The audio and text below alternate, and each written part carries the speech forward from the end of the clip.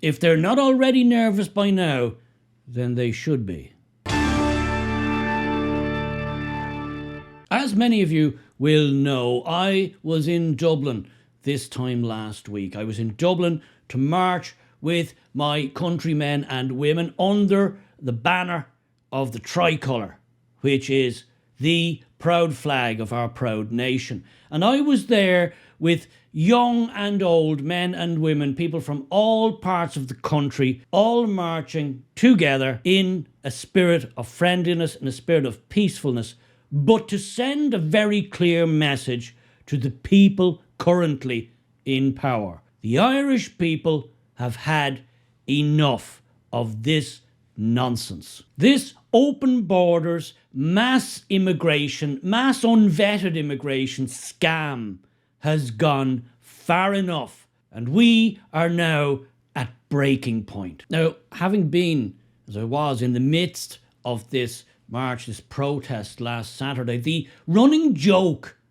was, I wonder how many 100 people RTE will report as having been there.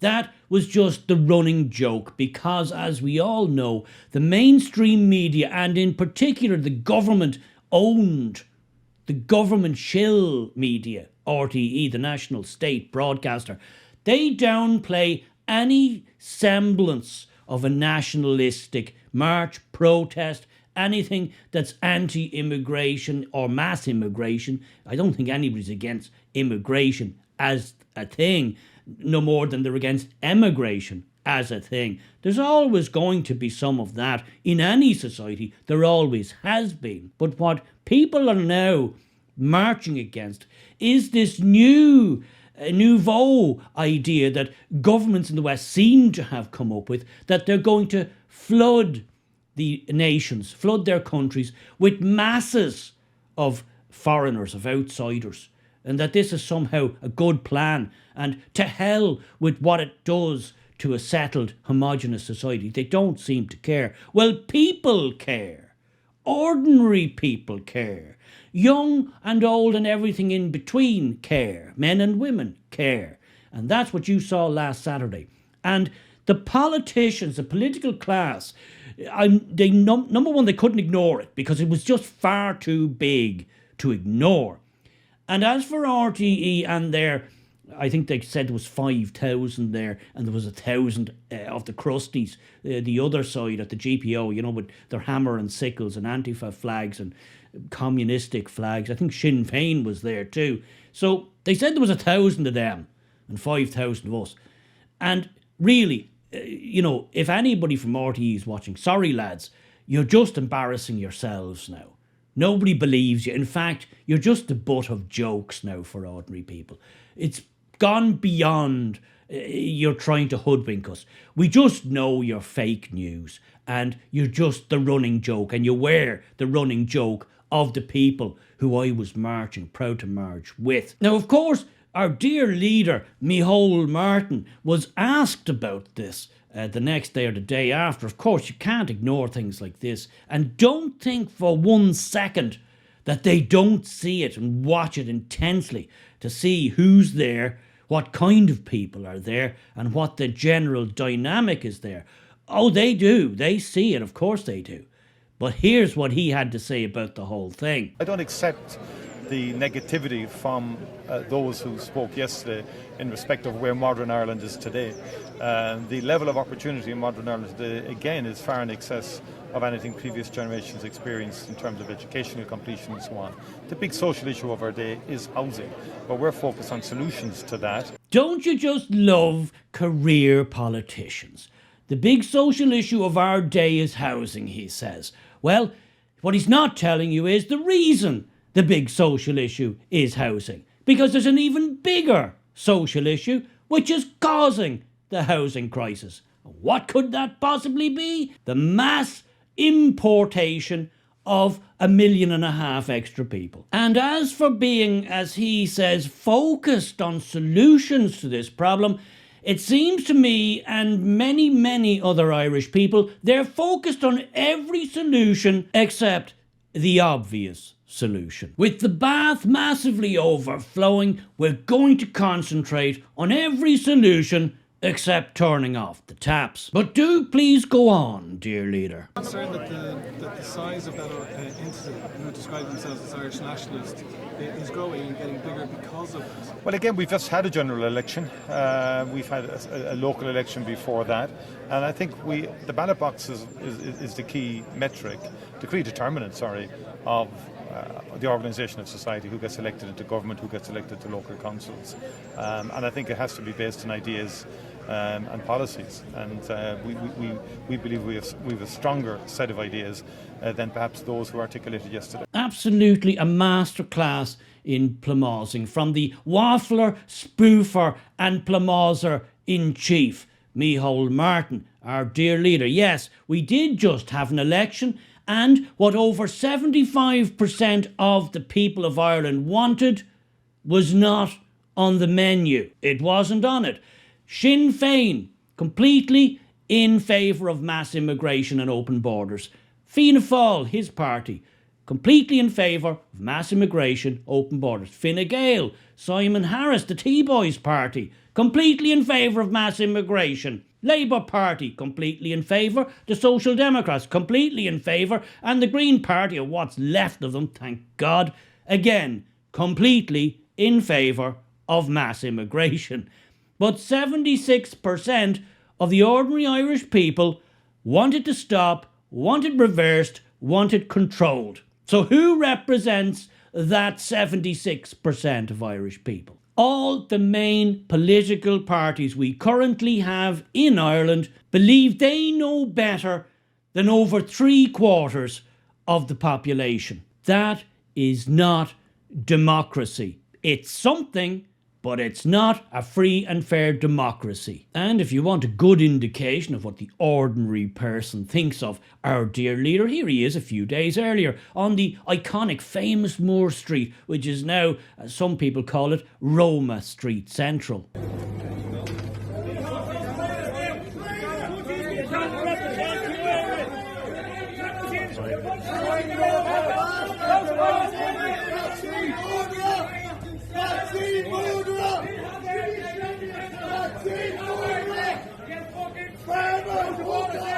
Keep the Irish people safe! Listen to the people that's supposed to represent! US monster! Listen to the people that's supposed to represent me, huh? US monster! Close the borders, Billy. Close the country full of dead criminals, huh? What's going on? What do you want? Selling out the country! He's fighting border police! They let them be Irish bastard! Proud to be Irish!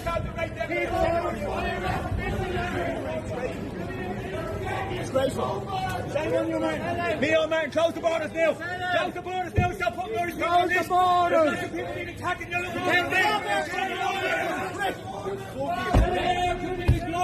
I think it's fair to say the chap couldn't get out of there quick enough. But what about Ireland's main so-called opposition party, Sinn Féin, who are the government in waiting? What kind of reception do the ordinary people give them? Well, here's one of their current members of Parliament, Angus O'Snodig. What's the story coming here with Sinn Féin? Is there against the plantations, the British, but you're not against the plantations, all these invaders at the moment? What's going on? I vote with Sinn Féin on me, please. To answer the question, Angus, don't walk away. Don't have her out there. Just being civil with each other. No. Tell us what's going on. Yeah, but what you're afraid to fucking... Truth and transparency. You're supposed to represent the people, not the government. Who do you work for? You're involved in the plantations, if you ask me, but stay silent, you Irish. Exactly. You should be speaking... Where are you walking off to? You're fucking voting to represent, not the fucking betrayers, but plant the country full of bleeding third-world people that's attacking our women and children. And I'm straight. 98 type of children we had last year. 98 type of children we had last year. 137 small women. 75 women raped, 65 sexual assaults, and no one's saying anything about them. Yes, they're not listening. They're not interested. And they think they have the political, democratic so-called system here so tied up that they don't have to listen and they don't have to care what most people in the country want. Now, you can only get away with that kind of thing for so long before things start to boil over. And things are starting to boil over now, as you've seen from this.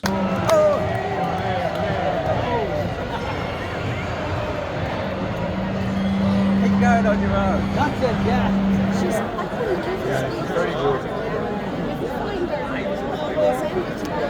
Not to Sarah.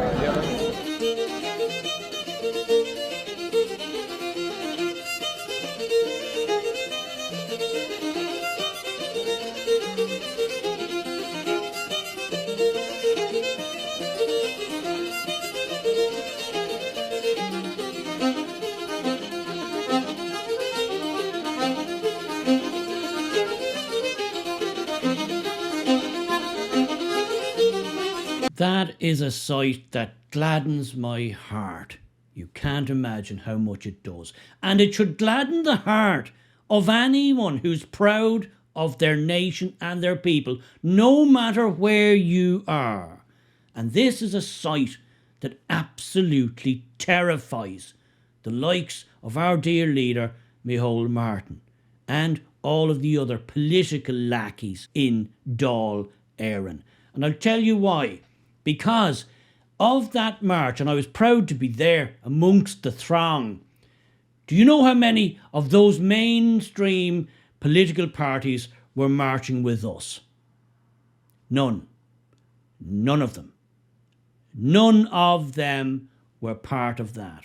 Now, if you want to put yourself on the wrong side of history, try putting yourself on the wrong side of the majority of your population. And that's a pretty good place to begin. All of the main political parties in this state were opposed to that march, to that protest. That must tell you something. But enough about Dublin. Let me take you to a small town in Monaghan called Carrickmacross. Carrickmacross, for those of you who don't know, is a pretty small town in County Monaghan of about 6,000 or 7,000 people. And it has had more than its fair share of unluckiness, insofar as it has been inundated with illegal, unvetted immigrants. And on top of that, quite a large number of the Roma community. And as we all know, any community is immediately enriched, no end, when a Roma contingent move into town. Well, one of these Roma people decided he was going to go around in the middle of the afternoon threatening the locals with a knife.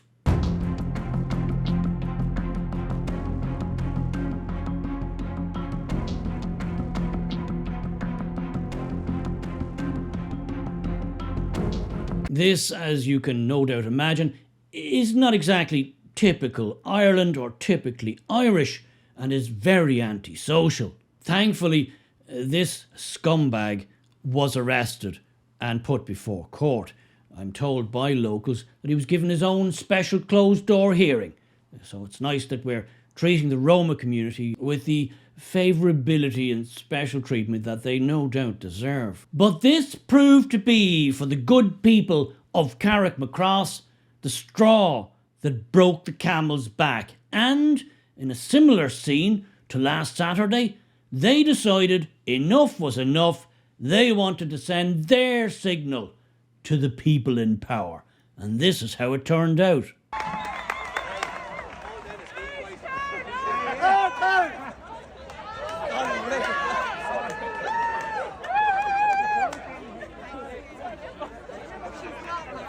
Get the government out!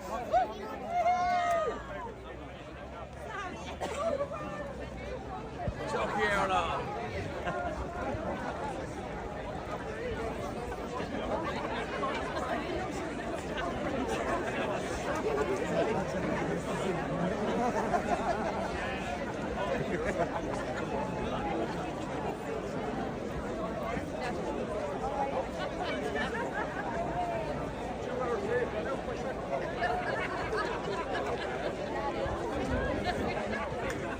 Once again, a sight that gladdens my heart. And bear in mind, this isn't Dublin. This is a small, rural, provincial town of about 6,000 people. And that march goes on even longer. I've cut it off there because it goes on and on. Imagine that amount of people in such a small town coming out to protest. That's pretty much the whole town, if you ask me. I didn't happen to see any of the local resident Roma community marching in solidarity with the Irish locals. Maybe they were busy that night washing their hair or something. And again, look at the demographic there.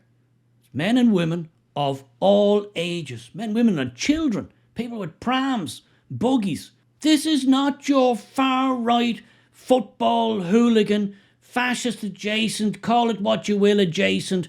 This is ordinary Irish people marching under their flag. Their flag, the tricolour, as we always did, and now that's demonised as being somehow backward looking. Let there be no doubt about where Ireland stands. We want nothing to do with a backward looking idea of sovereignty. People aren't buying that crap anymore. People are waking up, and as I said at the beginning, if the political class aren't nervous already, they absolutely should be, because this is momentum. This is not just a Dublin thing. This is starting to sprout and pop up all over the place. They've attacked us incessantly for just being patriotic and wanting to protect our own communities, our own country, our own people. Well, it's not washing anymore.